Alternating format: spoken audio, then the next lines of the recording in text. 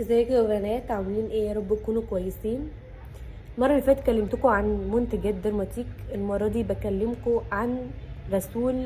حرفيا انا ما شفتش في حلاوته وفي التنظيف اللي بيعطيه للبشره. حرفيا انا مش لاقي اي كلام عن الغسول ده. حرفيا يا جماعه فرق معايا قوي، وهو مش مقاطعه، وهو منتج مصري، وفعلا من احلى المنتجات المصريه اقسم بالله الغسول ده. النهارده هكلمكم عن غسول ارجنتو. غسول ارجنتو بجد تحفه تحفه تحفه. بيفرق معايا قوي يا جماعه. انا بشرتي دهنيه، يعني يمكن بشرتي من اصعب البشرات اللي ممكن حاجه تاثر فيها، بس فعلا المنتج ده بيفرق معايا قوي بجد.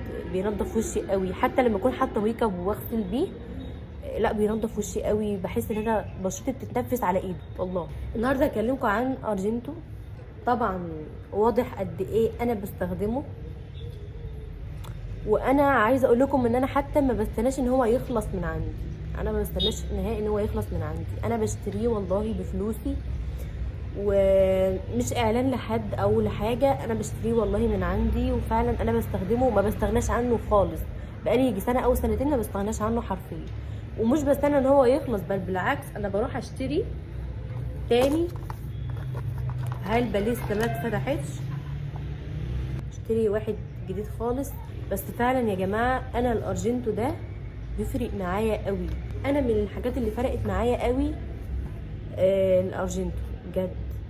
والارجنتو لما انتوا تيجوا تستخدموه يا بنات، مش تغسلوا وخلاص، لا لازم تغسلي وشك الاول بالميه، وبعد كده انت بتحطيه وتدلكي وشك بقى. بتدلكي وشك بالراحه وكده عشان يعني بشرتك تستفاد بيه. فهي بنات بجد ليكوا انتوا، عشان برضو تحافظوا على بشرتكم من الحبوب ومن اي حاجه. انا بنصحكم بالارجنتو والله العظيم بجد جميل قوي قوي قوي، وسعره مش يعني في متناول بقى الجميع. تقريبا سعره 110 120 في الرينج ده.